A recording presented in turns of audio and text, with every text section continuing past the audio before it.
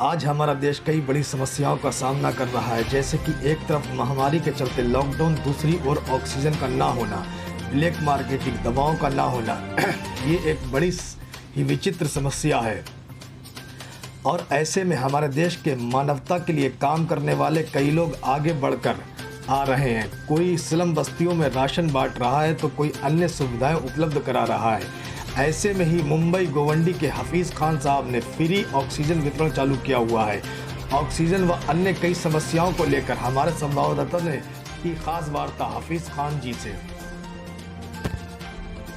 मुंबई से फरीद खान के साथ आसिफ अली की रिपोर्ट। वो सभी जान रहे हैं कि सिस्टम क्या है और मार्केट में क्या हो रहा है, पर हमारा एक लक्ष्य होता है कि लोगों को राहत देना, किसी भी हाल में, वो चाहे ब्लैक में मिले कि कैसे भी मिले, अरेंज करवाना हमारा काम होता है। हम कोशिश यही करते हैं कि हम जिसको ऑक्सीजन की ज़रूरत है उस तक हम पहुंचा सकें और इंशाल्लाह पहुंचाने की कोशिश करते हैं। इसको बताने की ज़रूरत नहीं है कि बारडा ब्लैक से आ रहा है कि कहाँ से आ रहा है, कैसे आ रहा है।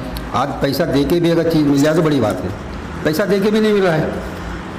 लेकिन देखा जाए यहाँ पे आमदार भी मुसलमान है, नगर सेवक तो इन लोगों को अपनी आम जनता जिसके वोट बैंक पे जीत के आते हैं उनके लिए क्या कर रहे हैं। तो समस्या खाली इसी तालुके की नहीं है क्योंकि यहाँ के आमदार मुसलमान हैं, ना तो हिंदू और मुसलमान की कोई बात है। एक इंसानियत का दायरा है और इंसानियत के दायरे में रह के आज पूरे इंसानियत की ज़ात का जो है जान का खतरा है।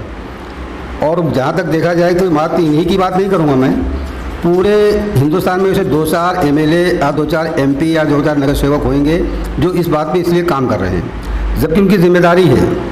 जनता उनको वोट करती है तो किसी विश्वास के ऊपर करती है कि मेरे बुरे वक्त पे खड़े रहेंगे।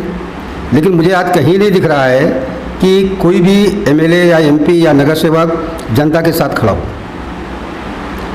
और मुझे लगता है कि इनको, मुझे मेरा अपना पर्सनल वो है, मैं ये नहीं बोलता हूँ, इनको अपने पद पे बने रहने का कोई, जो अपनी कम्युनिटी के अंदर जो एक बेड नहीं उपलब्ध करा सकता है, एक ऑक्सीजन का बाटला नहीं उपलब्ध करा सकता है, एक मेडिसिन नहीं उपलब्ध करा सकता है, तो उसका कौन सा हक बनता है कि वो लोगों की वो करे, नुमाइंदगी करे।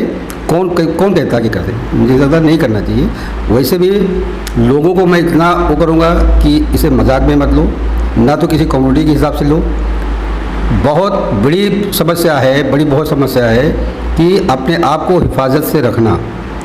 आज सबसे बड़ी मैं आप एक वो दूँगा कि आपकी ज़रूरत आपके परिवार को, खुदा न खास्ता अगर आपको कुछ हो जाता है तो आपका परिवार कहाँ जाएगा।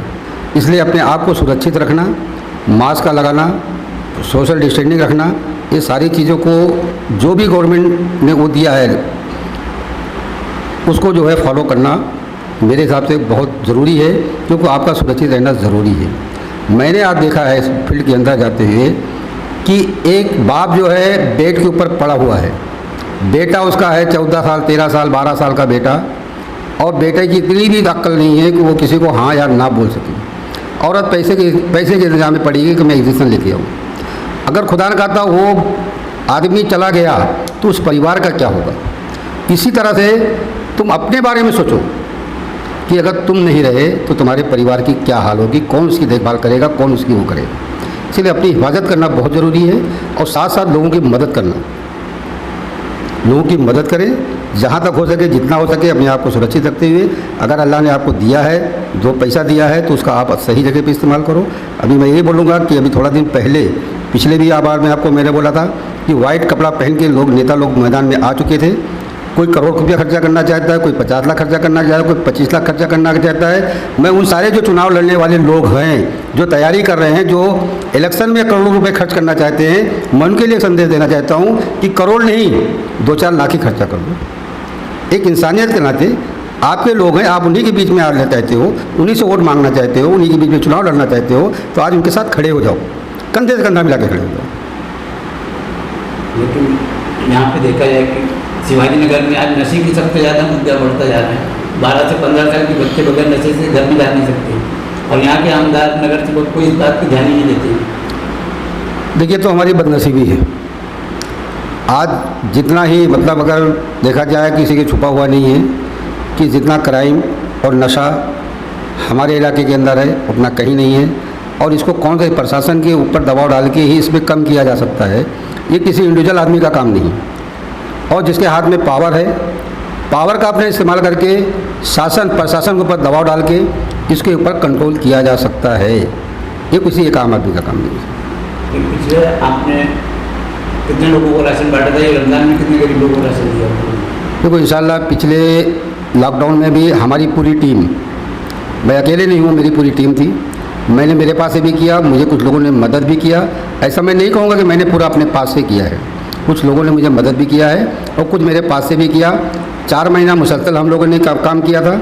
ये आप लोगों के सामने था, चाहे वो ट्रेन हो, चाहे वो तिलक नगर का स्टेशन हो, चाहे बीटी का स्टेशन हो, चाहे एयरपोर्ट हो, चाहे वो बस का अड्डा हो, हर जगह हम लोगों ने कोशिश किया पहुँच कर लोगों को राहत दिलाने की। और इंशाल्लाह जब तक हमारे खून का खतरा मेरे बदन के अंदर है, इंशाल्लाह मैं इसी तरह करता रहूँगा। अभी भी कर रहा हूँ, इंशाल्लाह आगे भी करूँगा। तो मैं एक समाज सेवक हूँ, मैं कोई नेता नहीं हूँ, कोई लीडर नहीं हूँ। मुझे इसकी लालच नहीं, मुझे चुनाव लड़ना है। मुझे ये लगे जब ये लोग हमारे लोग सुरक्षित रहेंगे तब तो हम इनके वो ऊपर पाएंगे।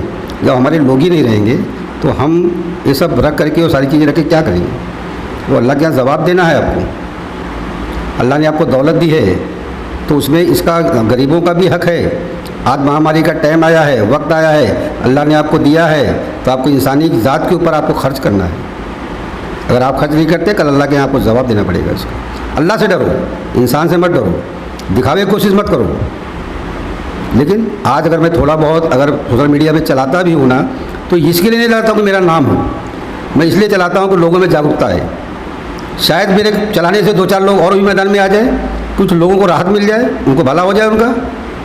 और जो कुछ नहीं करते वो खाली कमेंट करते हैं। जिनको कुछ करने के घरों में बैठे रहते हैं दुबके हुए और लोगों को बस गलत कमेंट करते हैं। खुद की ताकत नहीं करने की और उंगली करने की आदत पड़ी है। ऐसे नेता हमारे यहाँ, ऐसे लीडर हैं, कुछ उखाड़ी बढ़ती नहीं है। वो फलाने से लाया, वो धमाके से लाया, इससे लाया, उससे लाया। अरे तू क्या कर रहा था? तू क्यों नहीं लाया? तेरे को अक्ल है ना, तेरे अंदर तो हाथ पैर तेरे सलामत है ना, तू भी अक्लमंद है ना। बड़ा लीडर तो लेके आना, लाके लोगों की मदद कर। जो लोग लाके मदद कर रहे हैं उनकी भी खिंचाई करते हैं लोग। शर्म आना चाहिए ऐसे लोगों को।